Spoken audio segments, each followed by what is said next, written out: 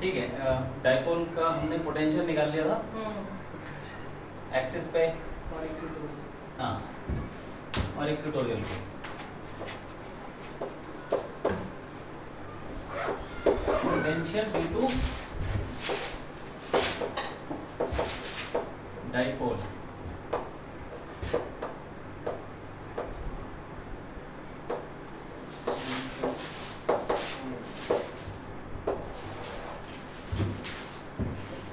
किसी general point पे, ठीक है।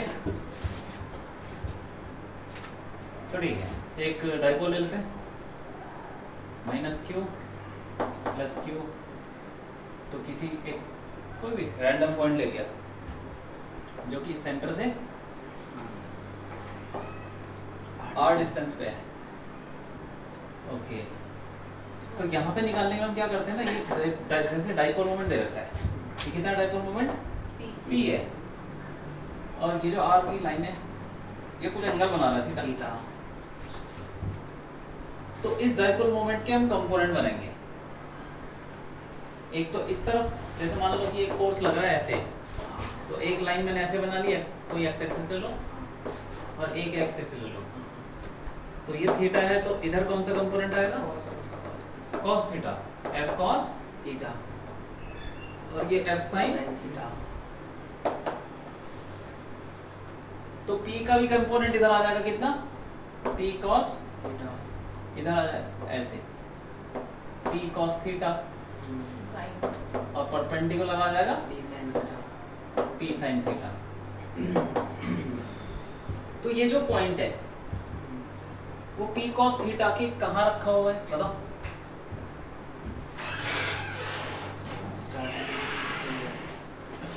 बंद कर दो।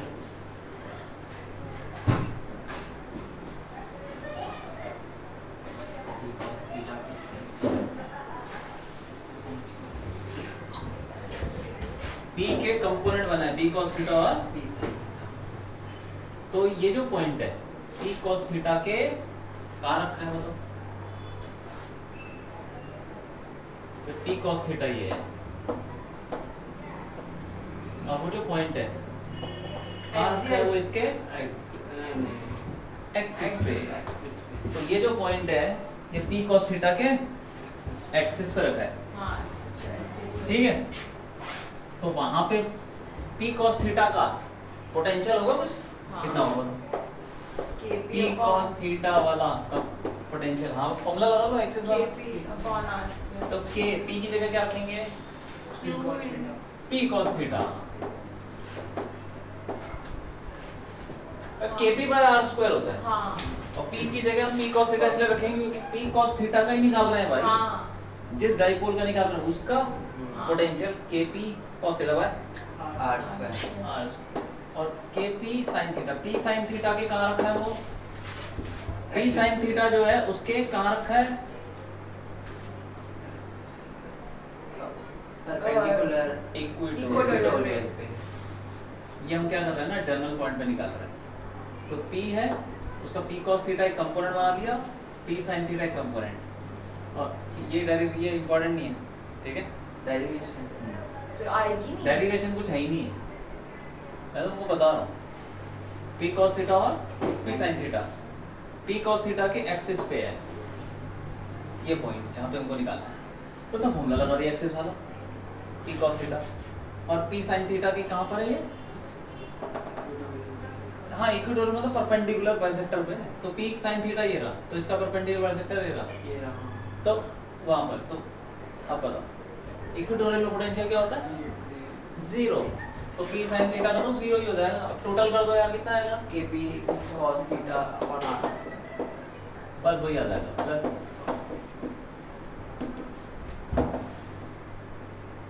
के P cos theta by R square. भाई ये हो गया, ये कहानी लिख लो उसको, लिख लिया क्या, हाँ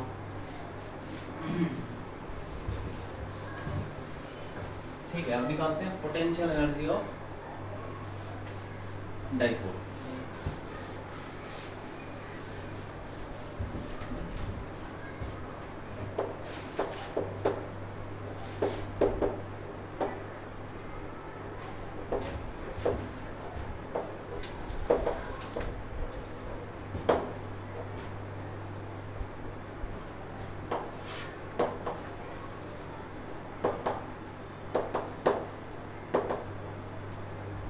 ये इलेक्ट्रिक फील्ड में एक क्या है,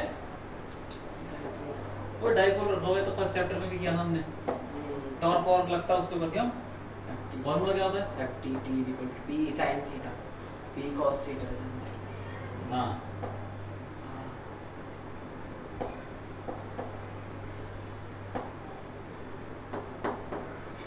जो भी है, इसकी जरूरत नहीं है डायग्राम की, ठीक है।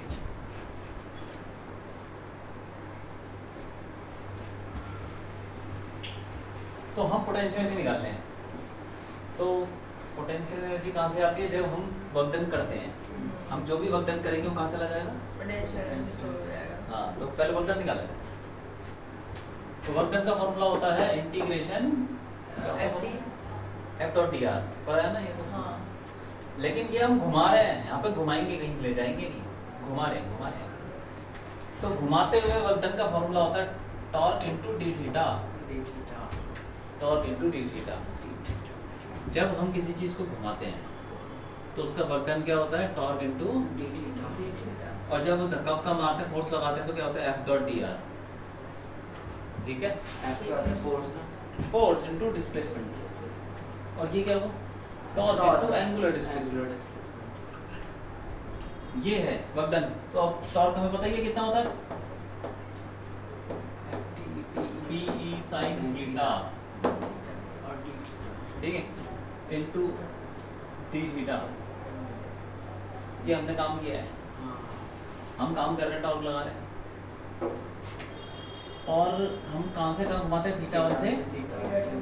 तो मान लो कि ये किसी एंगल पे होगा, इनिशियली 30 डिग्री पे होगा, उसको घुमा के हम ले गए 180 डिग्री पे ले गए घुमा के, तो कुछ भी एंगल हो सकते हैं, कहीं से कहीं तक घुमा रहे हैं। अब इसका P कांस्टेंट है, भाले लो, इंटीग्रेशन साइन का इंटीग्रेशन क्या होता है? Minus cos theta. क्यों, पता है कि नहीं? हाँ। नहीं पता कोई बात नहीं, माइनस कॉस थीटा, माइनस बाहर ले लो यार, थीटा 1 से थीटा 2। अब लिमिट डाल दो, वो तो पता होगा ना शायद, ऊपर वाला डालते हैं माइनस नीचे वाला, minus P cos theta cos theta 2 minus cos theta 1। ये आ गया फॉर्मूला किसका? Work done. तो W क्या है? Minus P work done, work done. कौन सा वर्क डन? जब हम कोई डाइपोल को घुमाएंगे एक एंगल से दूसरे एंगल पे, जब एक एंगल से दूसरे एंगल पे घुमा देंगे तो ये वर्क डन होगा, करना पड़ेगा, ठीक है, याद रखो फॉर्मूला। अभी जो भी वर्क डन होगा ये क्या कर देगा? पोटेंशियल एनर्जी को बढ़ा देगा, तो उसको बोलते हैं W is equal to change in potential energy delta U। जो भी वर्क डन हो क्या करेगा? Delta U change in potential energy के बराबर हो जाएगा। अब तो डेल्टा U है वही इसके बराबर हो जाएगी माइनस, अब डेल्टा U क्या लिखते हैं? Final potential energy minus initial is equal to minus P, ऐसे ले लो। मतलब ये जो पूरा वर्क डन निकला ये चेंज इन पोटेंशियल एनर्जी ही है, माइनस कॉस थीटा 1। अब हम एक रेफरेंस लेते हैं, जब घुमा रहे हैं ना रेफरेंस लिया जाता है, जहाँ पे पोटेंशियल एनर्जी क्या होती है? 0, रेफरेंस में 0। तो we take reference at 90 degree, मतलब 90 डिग्री पे पोटेंशियल एनर्जी क्या हो जाएगी? 0। तो एक एंगल को 90 डाल दो, जैसे मान लो थीटा 2 को 90 डाल दिया, ये U2 ले लो यार, U2 से U1, थीटा 2 90 है तो U2 क्या हो जाएगा? 0, क्योंकि थीटा 2 पे पोटेंशियल एनर्जी क्या मानी है हमने रेफरेंस का माना है 90 डिग्री पे, 90 पे जो भी होगा वो पोटेंशियल एनर्जी 0 हो जाएगी। तो थीटा 2 को 90 ले लो तो U2 हो जाएगा 0, अब डाल दो उसको 0 minus U1 minus PE cos 90 कितना होता है? 0 माइनस cos थीटा 1, ठीक है, माइनस माइनस कट गया, u1 कितना आ जाएगा? PE cos, अरे वो माइनस भी तो है, माइनस PE cos थीटा। तो इसको सिंपली ऐसे भी लिख सकते हो, पोटेंशियल एनर्जी का फॉर्मूला आ गया minus PE cos theta, theta 1 हटा दो, 1 हटा दो, तो नॉर्मल जनरल फॉर्मूला बन गया। इसको ऐसे लिख सकते हैं माइनस P डॉट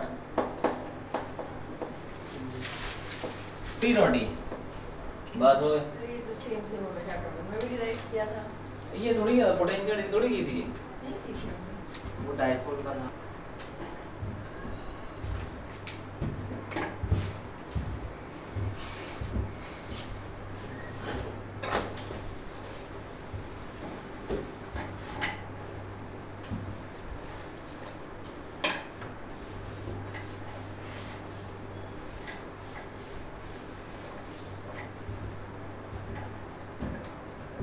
इसी के बारे में बताता हूँ। पोटेंशियल एनर्जी निकाली हमने माइनस PE cos थीटा, ठीक है, तो बताओ मैक्सिमम पोटेंशियल एनर्जी कब होगी? U मैक्सिमम cos 0 होगा। एट कितने एंगल पे? 0 नहीं हाँ थीटा 90 0 होगा। 90 पे होगा ना 0। नहीं थीटा, हाँ थीटा 0 होना चाहिए ताकि cos थीटा 1 हो, cos थीटा 1 होना चाहिए, तो 0 डिग्री पे या 180 पे? हाँ cos 180 minus 1 minus minus plus, अच्छा तो U मैक्सिमम कितना हो जाएगा? PE और U मिनिमम बोलो 0 पे थीटा 0 0 डिग्री और कितना हो जाएगा minimum? Minus P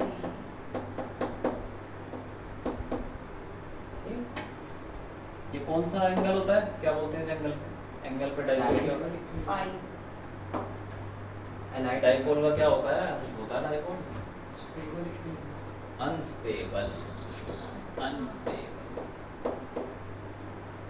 theta is equal to minus unstable equilibrium, unstable होता है। 0 पे क्या होता है? स्टेबल। हाँ याद है कि नहीं है? हाँ थीटा इज इक्वल टू ठीक है, लिख लो।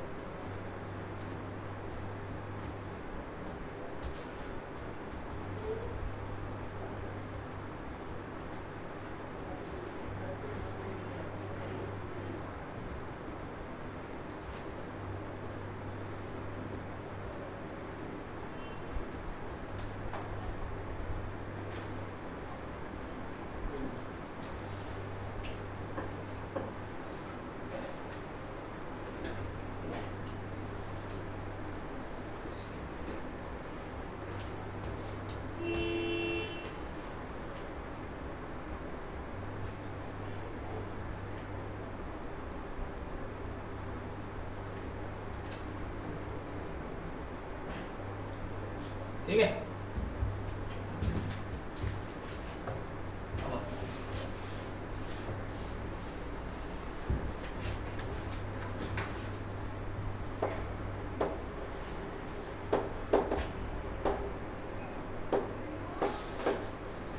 Relation between electric field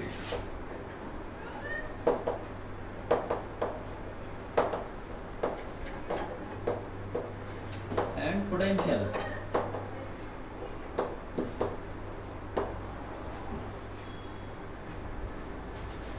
electric field और पोटेंशियल में कोई रिलेशन होता है, वो निकालते हैं। देखो जब भी फील्ड का मतलब electric field, gravitational field, magnetic field होती है, जो भी फील्ड होती है वो काम करती है, वर्कडन करती है किसी न किसी, या तो मास पे करेगी या चार्ज पे करेगी या किसी मैग्नेट पे करेगी, मैग्नेटिक फील्ड, ठीक है। तो जो भी काम करती है वो क्या कोशिश करती है कि सिस्टम की पोटेंशियल एनर्जी क्या हो जाए? घट जाए मिनिमम हो जाए मिनिमम। तो जब भी वर्क डन होगा तो वो क्या कोशिश करेगी, उसकी पोटेंशियल एनर्जी कम हो जाए। तो जब भी काम हो जाएगा मतलब वर्क डन हो गया, इसका मतलब उसकी पोटेंशियल एनर्जी घट गई, सही है कि नहीं। तो W is equal to work done by field, conservative work done है, कंजर्वेटिव है electric field. Work done by field changes decreases ये सिर्फ याद रखने वाली चीज है, ठीक है। इसके बारीकी अंदर बहुत ज्यादा अंदर कुछ नहीं है, बस याद रखो उसको। वर्क डन जो है फील्ड के द्वारा हमेशा घटाता है क्या, potential energy of system.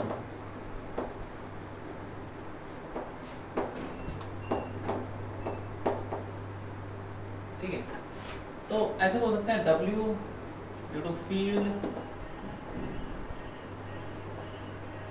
Is equal to घट जाएगी पोटेंशियल एनर्जी, तो ज्यादा कौन सी होगी, इनिशियल है फाइनल? इनिशियल ज्यादा होगी, इनिशियल ज्यादा होगी, घट गए पोटेंशियल एनर्जी, कम हो गई। इनिशियल ज्यादा होगी क्योंकि फाइनल तो घट गई ना पहले से। मेरे पास 1 लाख रुपए था कल, मुझे लूट लिया किसी ने, फाइनली कौन से पैसे ज्यादा होंगे? पोटेंशियल एनर्जी घट गई, मेरे पैसे घट गए, खत्म।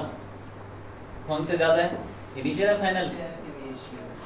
यार क्या इतना तो नॉर्मल सी बात है, कोई चीज घट रही है तो इनिशियल ज्यादा ही होगा यार, घट रहा है ना वो। U initial minus U final, ठीक है। इसको ऐसे उल्टा लिखूं, माइनस कॉमन लेके U final minus U initial. अभी work done by conservative minus delta U होता है, हमने वर्क एनर्जी में पढ़ा था ना, बस वही है, हाँ। वही। तो W लिख देता हूं उसको, W by field is equal to U final minus U initial, बोलते हैं डेल्टा U, चेंज। तो मैं इसको बोल सकता हूँ कि अगर छोटा सा वक्र देखना है, छोटा सा वक्र, तो ये क्या हो जाएगा, माइनस DU, सही है कि नहीं? एक जनरल फॉर्मूला निकालो, ठीक है। और DU हमें पता है,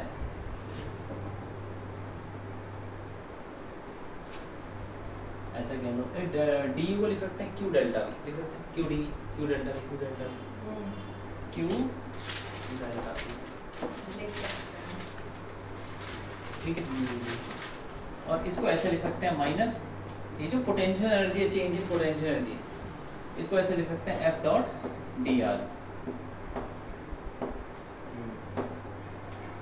change in potential energy F dot DR। कौन सा फोर्स है ये, फील्ड का फोर्स, जो फील्ड लगा रही है। ये चीज अभी समझ में नहीं आ रही है, कोई बात की जरूरत भी नहीं है। जब हम न्यूमेरिकल करेंगे ना तो सीधा जो हमारा फॉर्मूला आएगा उस पर बेस्ड है। थोड़ी सी 11th की कहानी बताएगा, ठीक है। जो वर्क डन होगा किसी चार्ज पे वो Q डेल्टा भी होता है, Q dV, ये रहा। और जो पोटेंशियल एनर्जी के अंदर चेंज आता है वो किस वजह से आता है, फोर्स लगने की वजह से। ये वर्क डन ही है यार, वर्क डन ही है, ठीक है। हाँ, अब फोर्स को लिख सकता हूँ मैं QE, फोर्स तो QE होता है, तो Q dV is equal to minus QE dot DR। Q cut गया, dV आ गया, माइनस E डॉट DR।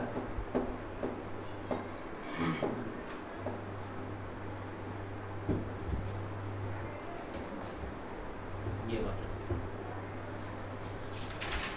ये है रिलेशन, ठीक है। इसको ऐसे लिख सकते हैं, E is equal to minus DV by DR, कैसे भी लिख लो इसको, ठीक है। और इसको और ब्रेक करके देखें, क्योंकि जो DR है, DR क्या चीज़ है, छोटा सा डिस्प्लेसमेंट है, छोटा सा कुछ होगा, जैसे इलेक्ट्रिक फील्ड में छोटा सा ये DR हो गया है ना, तो dr में x भी हो सकता है, y z कुछ भी हो सकता है, माइनस इसको ऐसे लिखते हैं, ये 11 में क्या था, del v by del x I क्या इसकी ये कोई वर्क जरूरत एनर्जी में तो था। हाँ ये तो अभी नहीं है। ये भाई वैसे ही है। ये क्या है? अरे कोई प्लीज काम लेकिन एक बार इसको बता देना। ठीक भूल गए। करली भाई इसको करली भी बोलते हैं। डेल डेल डेली बोलते हैं। पार्शियल पार्शियल हाँ अरे काम की चीज नहीं है, यही है काम की चीज, बस ये नहीं है, ये नहीं है। ये नहीं है, ठीक है। तुमने ये- देखा भी नहीं ना कभी आने वाला है, ठीक है। ये इतना लिखो बस। ये ना लिखूं? वो मैंने तुमको एक मतलब कि होता क्या है वो बता दिया, अच्छा एक्चुअल में ये होता है, लेकिन ये तुम्हें यूज ही नहीं करना। वो यूज करें डीवी बाई भाई डी। ये हाँ ये अच्छा तो कुल मिला के ये कहानी ठीक है, हम्म। इतना लिख लो। ये रिलेशन है। अब बताओ इलेक्ट्रिक फील्ड अगर जीरो होगी, electric field is equal to zero, तो बताओ पोटेंशियल के बारे में क्या बात, पोटेंशियल क्या होगा? हाँ नहीं जीरो। इसमें तो जीरो ही होगा। सोच के बोलो यार, ऐसे मत बोलो। एक्सेलरेशन याद है कुछ होता है, क्या फॉर्मूला होता है एक्सेलरेशन का? डीवी डी बाई डी हाँ एक्सेलरेशन जीरो होता तो वेलोसिटी क्या होती है? कांस्टेंट। कांस्टेंट। वो वही है। तो ये कांस्टेंट ये वैसे ही फॉर्मूला लग रहा कि नहीं लग रहा? डिफरेंशिएशन इधर उधर देखो, ढंग से देखो। हाँ एक्सेलरेशन जीरो तो वेलोसिटी कांस्टेंट, ई जीरो तो V constant constant potential constant है। कांस्टेंट।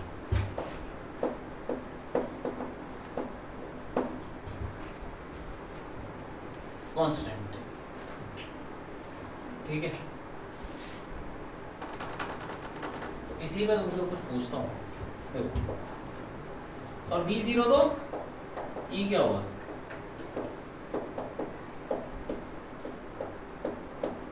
जीरो।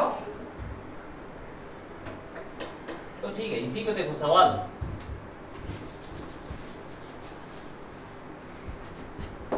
एक ले लो क्या स्क्वायर, ठीक है,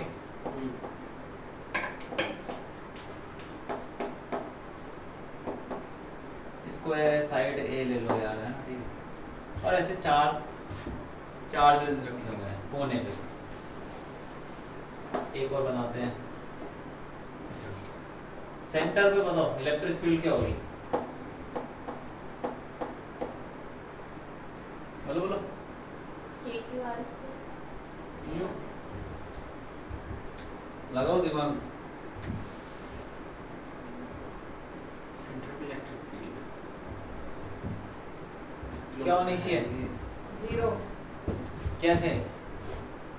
निकालेंगे मतलब लाइक के क्यू बाय करके, मतलब जब पुट करेंगे सारी वैल्यूज तो तुम्हें क्या पता सीधा जी? दो Cancel प्लस हो है जाएगा। दो माइनस है तो हाँ। कैंसिल हो जाएगी। Cancel। ये इस पे धक्का मारेगा, हाँ वो उसको धक्का मारेगा, तो जीरो हो गया। और क्योंकि बराबर धक्का मारेगा क्योंकि चार्ज भी सेम है और Same डिस्टेंस भी सेम है, तो फिर जीरो ही हुआ ऑफ कोर्स। ये कट गया, एक दूसरे को काट देगा, ये हाँ। तो खींचेगा, ये अपनी तरफ इलेक्ट्रिक फील्ड लगाएगा, दोनों एक हाँ। दूसरे को कट गया, काट वेक्टर देंगे, सब। सब कट गया। सब तो electric field zero potential constant. बताओ बताओ जल्दी बोलो बोलो। उस पॉइंट पे कांस्टेंट की कोई वैल्यू होगी नहीं होगी? तो कांस्टेंट तुमने देख लिया, कांस्टेंट कांस्टेंट की कोई वैल्यू तो होती है ना, 10 5 15 20 कुछ। प्लस करना पड़ेगा ना। अब कोई आदमी एकदम बड़ा हो गया, ठीक है, उसकी हाइट बढ़ना बंद हो गई, उसे बोलेगा तेरी हाइट क्या है? कांस्टेंट। नहीं हाइट क्या बोलेगा वो? 5 2 5 7 कुछ तो बताएगा। क्या? अबे यहाँ उसी पे point पे यहाँ पे बता। कोई क्वेश्चन था नहीं, इसीलिए चलो ई जीरो तो वी कांस्टेंट, लेकिन कांस्टेंट की कुछ तो वैल्यू होती है, वो क्वेश्चन से निकलती है। भी जीरो ही होगा। कितना होगा यहाँ पोटेंशियल? जीरो इसका potential K Q by R R R, R और इसका उसका भी पोटेंशियल यहाँ पर के क्यू बाय, तो कैंसिल हो गया। और इनकी कोई भी डायरेक्शन, नहीं पोटेंशियल की डायरेक्शन होती है, नहीं तो इसका के क्यू बाय आर, इसका minus K Q by R, cancel. इसका के क्यू बाय आर, इसका माइनस के क्यू, कट गया। जीरो ठीक है।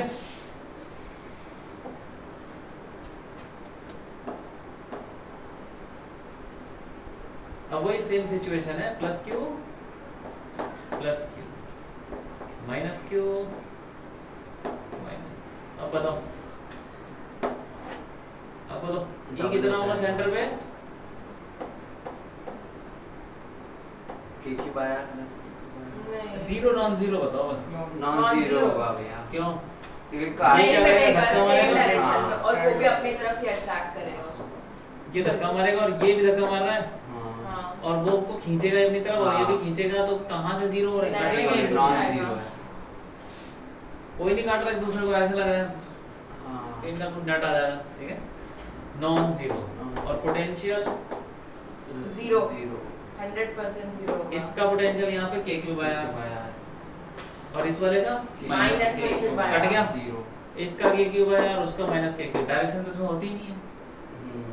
इलेक्ट्रिक फील्ड की तो डायरेक्शन होती भी है, लेकिन पोटेंशियल की कोई डायरेक्शन, उसको ऐसे ऐड कर दो। Total potential zero.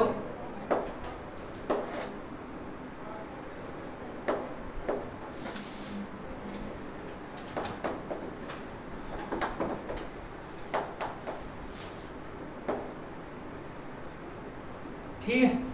अब बताओ electric field non zero. Zero non zero. Non zero. ये तो इसको कैंसिल कर देगा, लेकिन ये खींचेगा अपनी तरफ। नहीं सॉरी, ये वाला धक्का मारेगा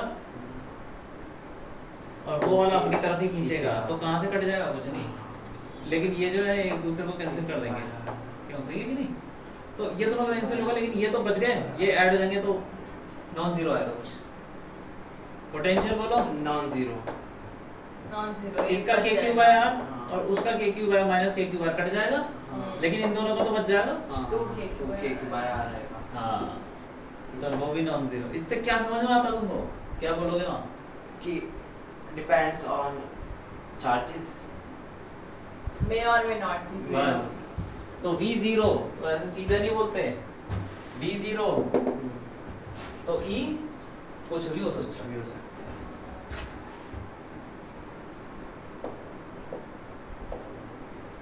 कैन बी एनीथिंग।